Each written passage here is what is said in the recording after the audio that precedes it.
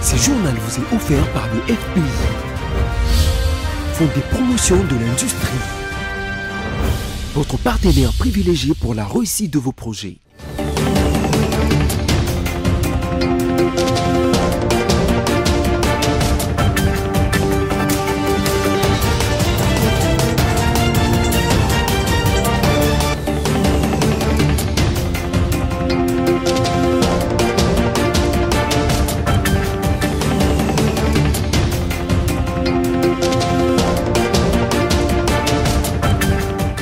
On se retrouve pour un nouveau journal sur BC Télévision. Mesdames, Messieurs, bienvenue, les sommaires.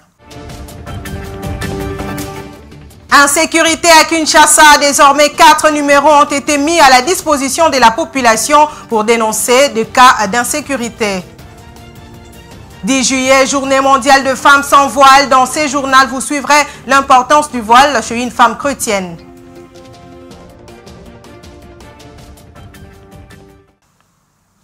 Bienvenue si vous nous rejoignez à la 49e session de l'Assemblée parlementaire francophone qui se déroule au Canada. 34 pays participants ont signé une résolution condamnant l'agression de la République démocratique du Congo par le Rwanda. Les participants ont aussi condamné dans la même résolution les morts et les violences de tout genre perpétrées par les rébellions du M23. D'après le président de l'Assemblée nationale, Vital Kamerhe, il s'agit d'une victoire de la diplomatie parlementaire car la RDC a réussi à mettre en avant son agression par le Rwanda. Suivez. Nous avons tout de suite mis en avant et en lumière l'agression du Rwanda et de l'Ouganda contre notre pays, la République démocratique du Congo, et les morts inutiles enregistrées à l'est de la République démocratique du Congo, les viols comme arme de guerre contre les femmes et les jeunes filles. Nous avons repris les rapports des experts des Nations Unies, envoyés par le Conseil de sécurité, rapport qui fait état, rien que pour les dernières opérations, de 5000 victimes à l'est de la République démocratique du Congo, rapport qui parle finalement de la présence des lance-missiles, des armes sophistiquées de l'artillerie lourde dans la partie est de la République démocratique du Congo. Ce qui est très important aussi à souligner, ce même rapport finit par accepter que les M23 finalement ne sont que des supplétifs et que les officiers rwandais cités comme tels dans les rapports ont fini par prendre le commandement dans cette partie de la République démocratique du Congo au-dessus des officiers prétendument du mouvement des M23. Nous avons aussi souligné que dans notre pays, les Tutsis n'ont jamais été stigmatisés. La preuve est que nous avons démontré qu'ils sont non seulement au Parlement, ils sont au gouvernement, ils sont dans les cours et tribunaux, ils sont dans l'armée, ils sont dans la police, ils sont représentés partout et eux-mêmes ne se reconnaissent pas dans les revendications des M23 et du Rwanda. La chef du gouvernement de la République démocratique du Congo, Judith Suminwa Tuluka, et son prédécesseur Jean-Michel Samaloukonde ont tour à tour déposé le mardi 9 juillet 2024 à la Cour constitutionnelle la déclaration de leur patrimoine pour se conformer à l'exigence constitutionnelle. C'était en présence du président de la Cour constitutionnelle, Dieudonné Kamuleka. Isaac Boupima.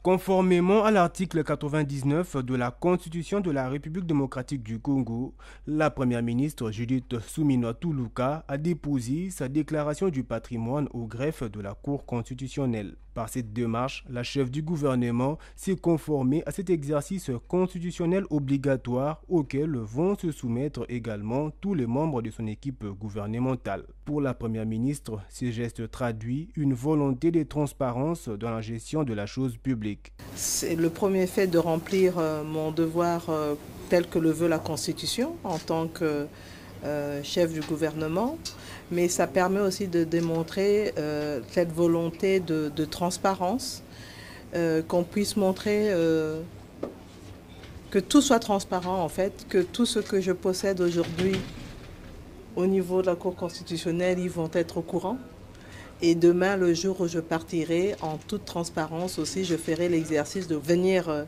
déposer ce que j'aurais eu à acquérir au cas où pendant cette période-là.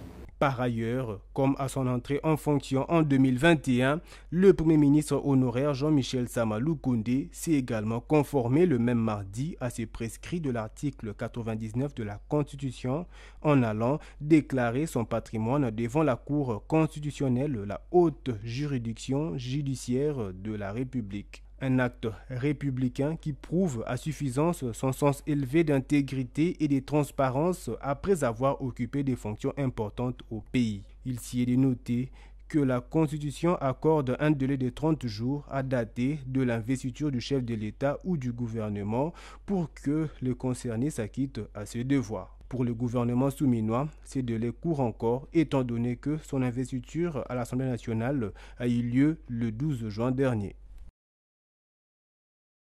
Le ministère de l'Urbanisme et Habitat va procéder incessamment au lancement de l'opération de récupération des biens privés de l'État spoliés par certaines personnes. C'est ce qui ressort de l'audience que le ministre d'État de la Justice, Constant Moutamba, a accordé à son collègue Crispin Badou qui, par la même occasion, a sollicité l'implication de la justice congolaise. On l'écoute au sortir de l'audience.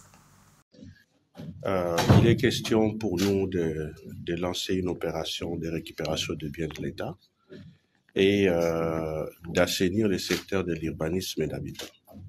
Donc, le bien privé du domaine privé de l'État comprend notamment les immeubles, les maisons, qui sont aujourd'hui spoliés par ce qu'on appelle les spoliateurs.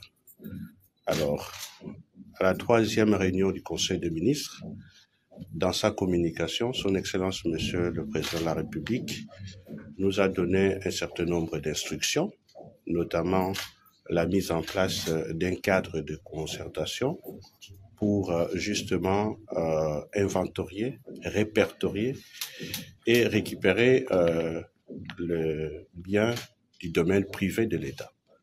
Donc, je suis venu voir mon collègue justement pour concrétiser et matérialiser l'inscription du chef de l'État.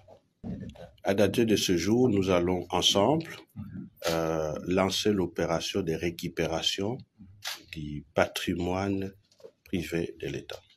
Donc les maisons, les immeubles, les emprises qui ont été spoliées, il faut que l'autorité de l'État soit instaurée et rétablie dans le secteur de l'urbanisme et de l'habitat.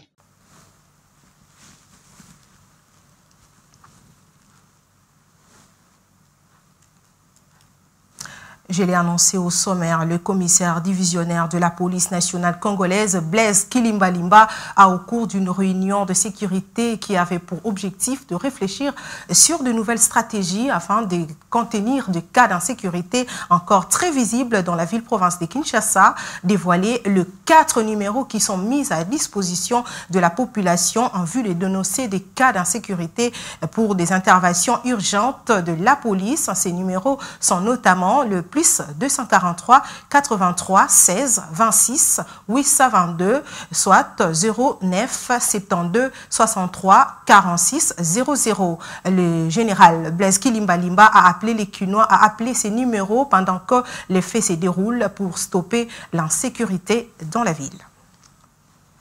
Rendons-nous en province, un mort et plus de 50 maisons calcinées dans la ville de Bukavu au sud Kivu. C'est le bilan provisoire de l'incendie survenu le mardi 9 juillet 2024, précisément sur l'avenue Farmakina au quartier Moulambula dans la commune de Bagira.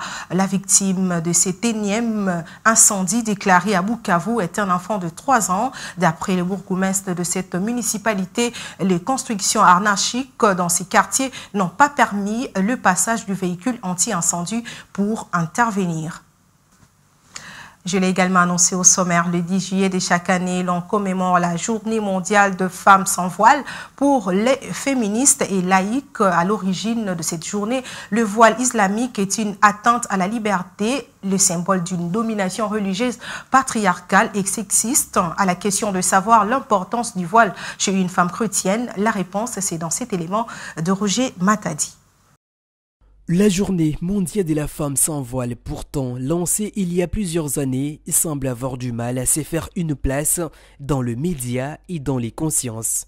En France, par exemple, les collectifs des femmes sans voile d'Aubervilliers appellent chaque 2 juillet à un rassemblement à la place de la République à Paris.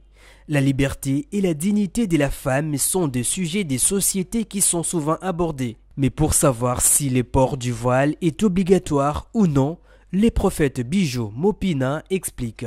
Si c'est une journée mondiale sans voile, c'est pour le monde. Nous ne sommes plus de ce monde. Nous, on devait se conformer dans la parole de Dieu. La parole de Dieu ne dit pas qu'il y a une journée réservée uniquement pour le voile, que les femmes ne portent pas le voile. Non, ce n'est pas biblique. Donc pour moi, je dirais que ça n'a pas de l'importance. Mais sauf qu'il y a d'autres doctrines. Elles obligent les femmes de porter le voile. Donc de couvrir plutôt leur tête avant d'entrer, avant de prier. Mais moi je trouve cela beaucoup trop banal. Comment la femme peut porter un voile, disons couvrir sa tête, mais si elle n'a pas le Saint-Esprit, ça ne sert à rien. Le Saint-Esprit n'habite pas sur la tête, mais le Saint-Esprit habite au-dedans de nous. Mais pour moi, je dirais porter le voile ou pas, dans la Bible, ce que les pasteurs disent, il faut porter là, surtout dans la maison du Seigneur, avant même de prier, il faut couvrir la tête. Moi, je trouve cela pas biblique.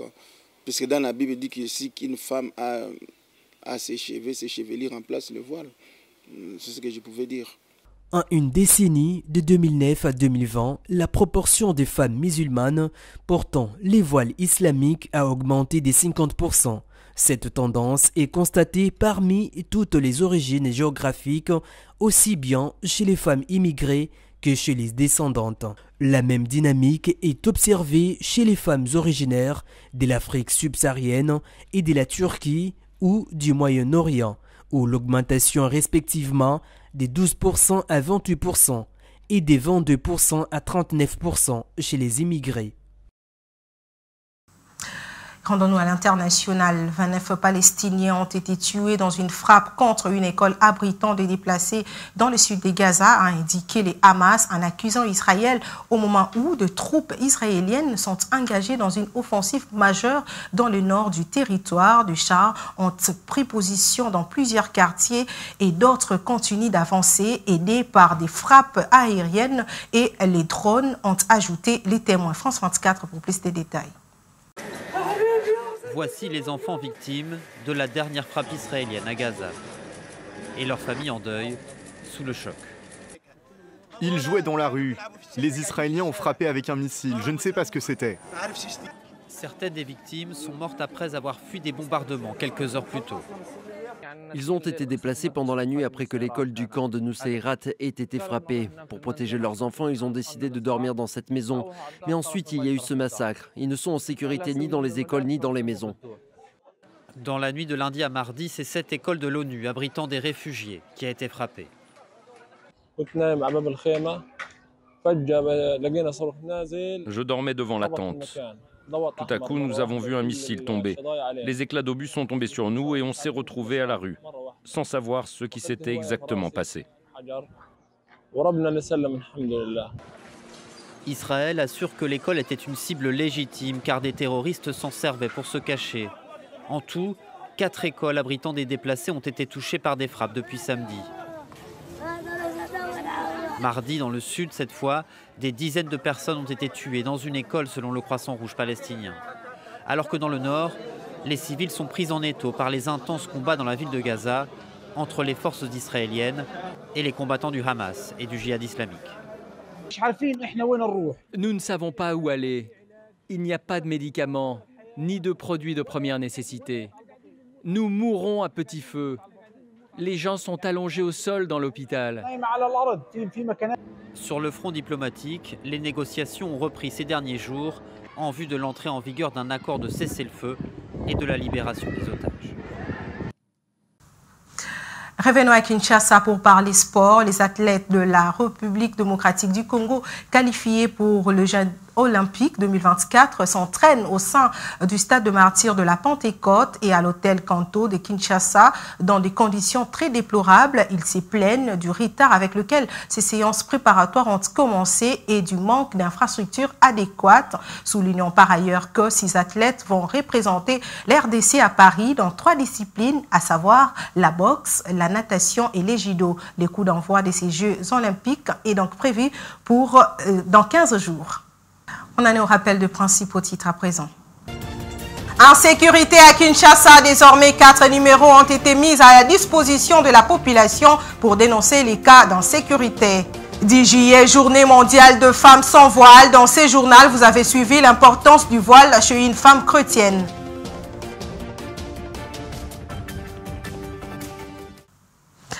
C'était l'essentiel de l'actualité de ce mercredi. Messieurs, dames, merci de l'avoir suivi. Portez-vous bien et à très bientôt.